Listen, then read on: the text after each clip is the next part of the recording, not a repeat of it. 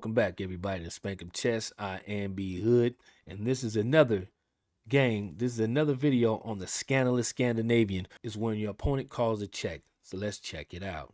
Before we get into today's video, ladies and gentlemen, I want you to hit that like button, pound that subscribe bell to get instant notifications, and leave a comment, because every comment and every notification, every subscription means a lot to me. So please go ahead and hit that, and let's get to it. It starts out with E4, D5, he captures D5, knight to F6. We mentioned that in my last video. Knight to F6, D4, queen captures D5, knight to C3, attacking the queen, and your opponent plays queen to E6, calling the check. The queen to E6 move is calling the check, putting his queen in the center of the board. Walking around fucking naked. And he can start some havoc and getting more pieces in the game. The downside is that when you block the check, your opponent's gonna want to put he's gonna start a king side attack because his light square bishop is activated. It's gonna have scope.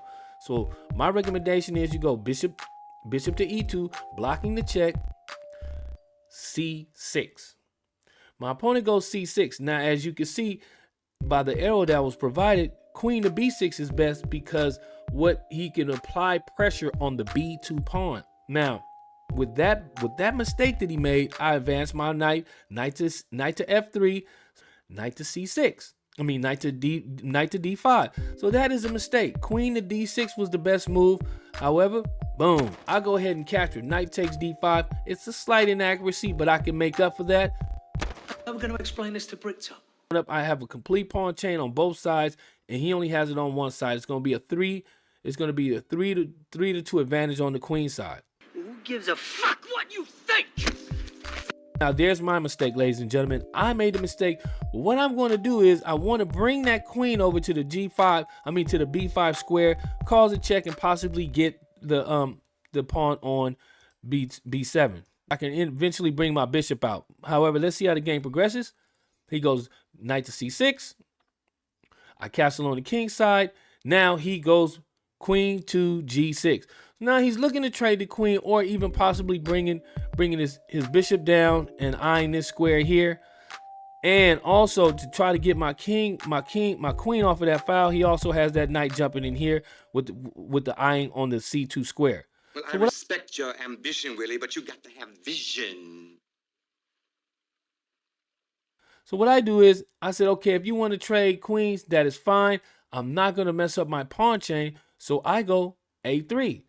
The better move. Remember, I told you I wanted to go queen to B6, or queen to B3, or queen to B5.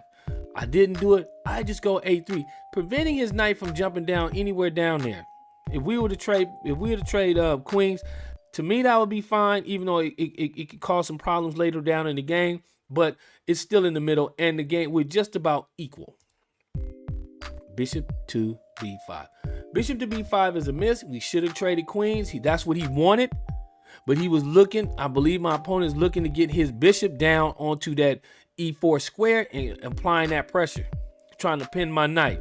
And now comes the move that I've been waiting to do, which is queen to B5. The queen to B5, I told you, I mentioned that earlier, that was going to be the play, because see, now look, he's underdeveloped. He has not taken the time to get his dark square bishop out. You stupid fuck. And seeing as though his queen is stifling the pawn on G7, he could have fianchettoed. He didn't want to do that. He could have gone E6 or E5, but he didn't do those things, and it's gonna be costly. My opponent castles on the queen side. Castles on the queen side, not a bad move. Now I bring my bishop out. Bishop to F4. Remember, the F4 and F5 squares are what, ladies and gentlemen? We call them the FU squares. So bishop to FU. It's cutting off these squares here for my opponent.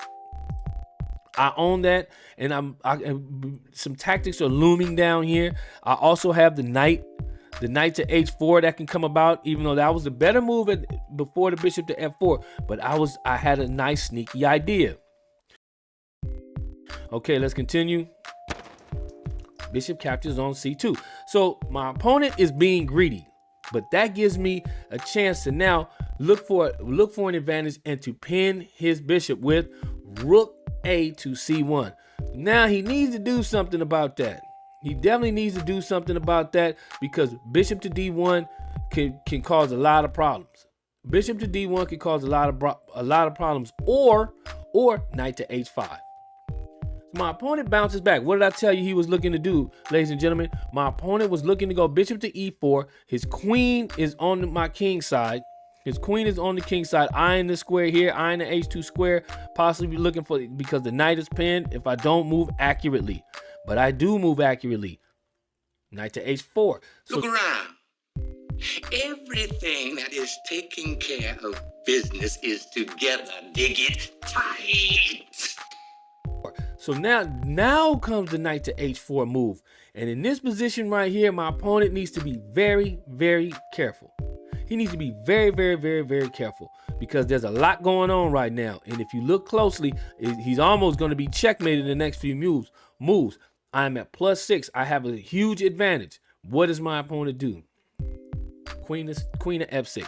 So now he's pinning. He has a fork basically on the bishop and the knight.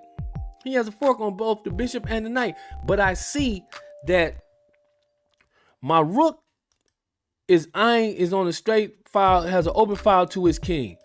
And there's only one defender, which is his knight. And if I can cut the communication off between his queen and his knight, I can get him in checkmate. And mind you, don't forget that these squares are all mine. So I've restricted his movement. I restricted the king's movement. And I'll give you a few seconds. What move do you think I made? Okay, I'm pretty sure you guys see it, but let's go through it anyway. Bishop to g4 check. Now, I run every kind of bitch, every kind of place, and I know one thing. Bishop to g4 check. Now, it's mate in 10 moves. From this point forward, it's going to be checkmate within 10 moves. Now, my opponent can try various things to get out of that check, but we know that he can't step up and he can't move. He has to block the check.